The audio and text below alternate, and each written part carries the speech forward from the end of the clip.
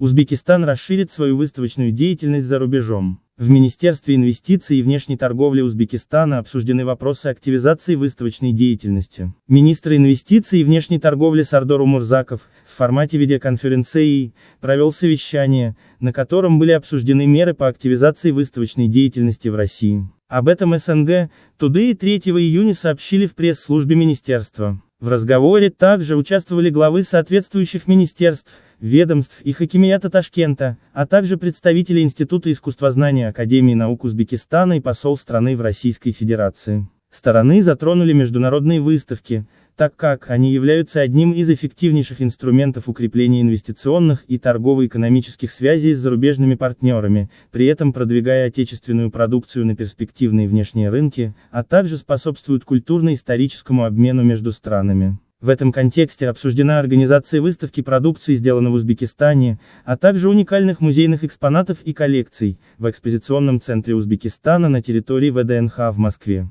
Стороны рассмотрели информацию в рамках подготовки к предстоящим мероприятиям. Кроме того, озвучены предложения и меры по ускоренному решению аргвопросов, связанных с отправкой музейных предметов и коллекций, изделий современного искусства и ремесленного мастерства, в рамках предстоящей церемонии открытия Узбекского центра и проведения выставки в ВВЦ. Напомним, что 30 мая 2019 года между правительствами России и Узбекистана подписано соглашение о создании в павильоне номер 66 на территории Всероссийского выставочного центра ВДНХ в Москве экспозиционного центра, выставочно-культурный центр Республики Узбекистан. Скажем, что в соответствии с этим соглашением павильон и исторически связанная с ним часть земельного участка предоставляется узбекской стороне в аренду на 49 лет. На данный момент в павильоне ведутся ремонтно-реставрационные работы.